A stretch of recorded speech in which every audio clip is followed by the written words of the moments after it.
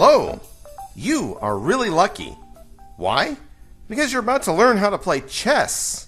Chess is a really old game, almost 2,000 years old. Chess is a game where two players play against each other on a chessboard made up of 64 squares, an 8x8 grid.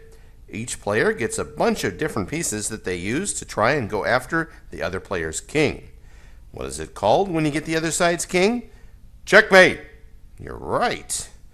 Today I'm going to teach you about the different pieces, how they move, and how to checkmate. Each of the 6 different kinds of pieces has its own shape for moving. Most pieces cannot move through other pieces. Only the knight can jump over anyone who gets in his way. Also, no piece can ever share a square with another piece. This square isn't big enough for the two of us. Sorry. However, they can be moved to take the place of an opponent's piece. That's how you capture the enemies. Now, let's go meet our team. The king is the most important piece, since losing him means the end of the game.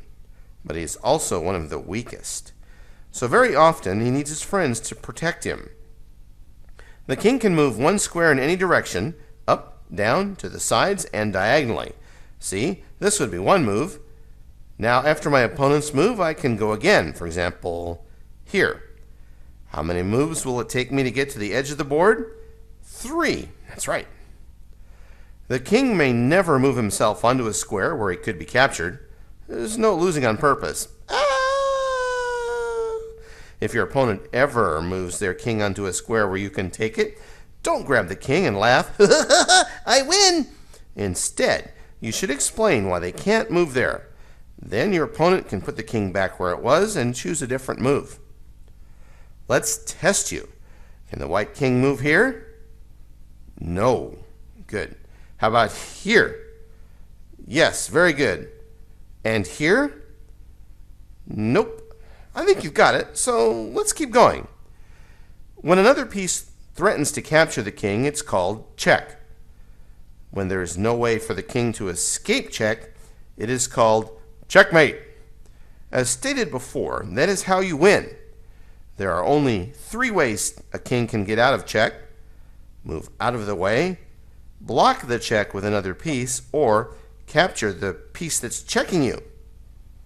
At the end of this video, when you know the other pieces, we'll show some examples of this. If a king cannot escape checkmate, then the game is over.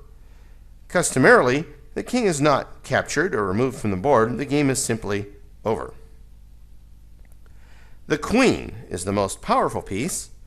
Like the king, she can move in any one straight direction: forward, backward, sideways, or diagonally. But unlike the king, the queen is very speedy. In fact, she can move as far as you like, as long as she does not move through any other pieces. Hold on. And, like with all other pieces, if the queen captures an opponent's piece, that's the square she stops on. All right, 30 seconds, super intense practice. Can the queen move here? No way! She doesn't have a teleporter to go anywhere. She has to follow a straight line. Okay, how about here? Yes, good. Can she capture this piece? You bet. How about this one? Yeah, him too. And this one? Wow, the queen is pretty strong, right? All right, let's test how fast she is. Can she get to the top of the board in one move? Yes. And what square would she land on? That one. How many moves would it take her to go to the left side? 2. Test complete. She's very fast. The rook is also sometimes called a castle.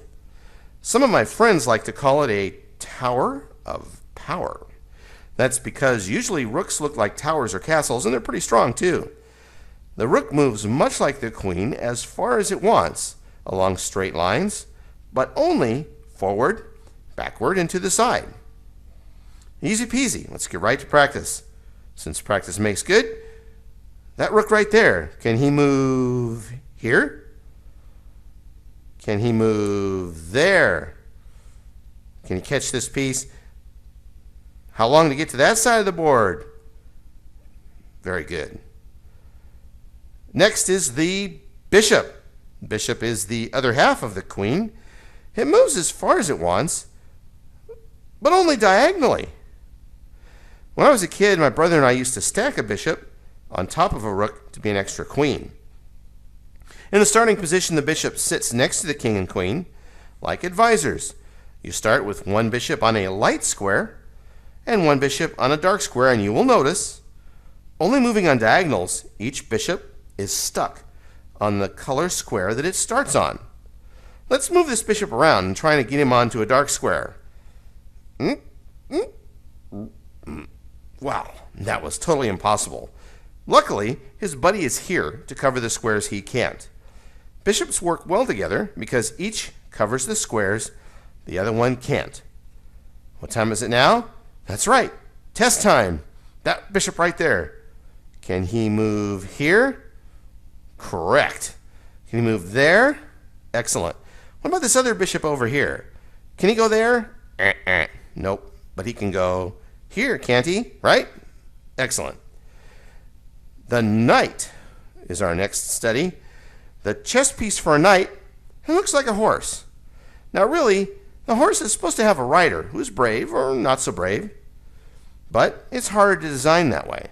Sometimes people will tell you it's called a knight, not a horse. But it's okay with me if you want to call the knight a horsey.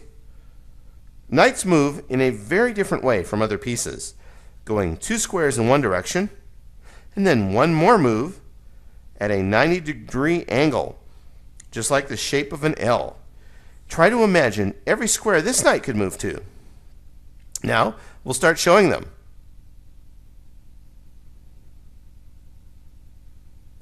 Knights are also the only pieces that can move over other pieces. Pawn in the way? Enemy rook in the way? No problem. People often say knights hop because of that special ability to hop over other pieces. Check out these knight hops. Yippee! Here I go. Now I'm going to capture someone. Whee! Okay, now wait. You notice something very special about those hops? The knights change square colors with every move. Remember that. There'll be a test later. Now, the pawn. Let's meet the pawn. This is a pawn. This is also a pawn. And this is a pawn, but this is a pawn. Not a pawn. Pawn is spelled P-A-W-N. The pawn is the smallest piece on the board and the slowest, but it has a lot of potential. Half of your starting team is pawns, so it's very important to understand how to use these little guys. Even though they're not very strong, pawns are unusual because they move in one way, but capture in a different way. When they move, they just go forward, but when they capture, they go diagonally.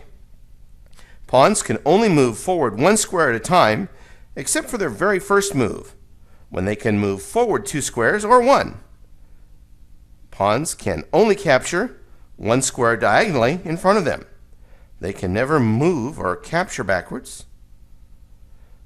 Because pawns move and capture differently, the pawn is the only piece that can get blocked by your pieces or enemy pieces. If there's another piece directly in front of a pawn that he can't move past, or he can't capture that piece either. Of course, your pawns would never capture your pieces, but that's another story. Okay? Now, pawns may be small. Pawns may be weak. They move slowly, have trouble fighting against the faster guys on the board, but pawns still have big dreams. They want to be the hero who rules the chessboard and brings you victory. And pawns have one more special ability that can help make their dreams come true. If a pawn reaches the other side of the board, it can become any other chess piece, except a pawn or a king. This is called promotion. A pawn is usually promoted to a queen because she is the most powerful piece. Only pawns may be promoted. There is no other piece that can do this. Now that you've met the whole team, let's go over check and checkmate again real quick. We will do a lot more about it in later lessons. This is today's final exam. Okay, Let's look at this white king. Is he in check? Yes, that's right. And who is checking him? It's the black pawn. No, not the pond, the pawn. Okay, so what are the 3 ways for white to save their king and the game? That's right. He could run away. Someone could get in between them, or you could capture the pawn. So where could the king run? Here, here, and here. But not there. If the king went there, someone else on that pawn's team would get him. You see it? That's right. The mighty rook. Okay, how about getting in between the king and the pawn? Can anyone do that? Don't be silly. They're standing next to each other. There's no in between. What about capturing the pawn? Do you have any pieces that can do it? How many? Let's see. There's the king, the knight, and the queen. That's 3. Okay, good. One last puzzle. Which king is in check? If you said black, you're wrong. Okay, just joking around. The answer is the white king. Which black piece is attacking him? Is it this pawn? No. This pawn? No. This knight? No. Well, of course, those pieces are all on the wrong side of the board. What about this bishop? That's right. He can go all the way across the board. Okay, so how can white escape check? Which squares can his king move to? There's only one safe square, one step to the right. But what about capturing? Could we capture that bishop? Nope, he's safe way back there at home. Can any of our pieces block? Oh yes, this pawn can. And this pawn can. Wow, those pawns are trusty. Oh yeah, and the queen can. It's nice of her to look after the king, but since she is very valuable herself, we'd probably block with one of our pawns. And finally, let's see a checkmate. Look at this poor king. The opponent's army's breathing down his neck. He's totally surrounded. Do you see he can't get away? If he goes here, the bishop gets him. If he goes here, the rook gets him. If he goes here, the knight gets him. He can't capture the pawn that's threatening him either, because it is defended by its buddy here. His friends can't get in the way or capture that pawn either. What are they doing on the other side of the board? Oh well, that's how a chess game ends. Now, you are ready to start a game. Go here and have fun.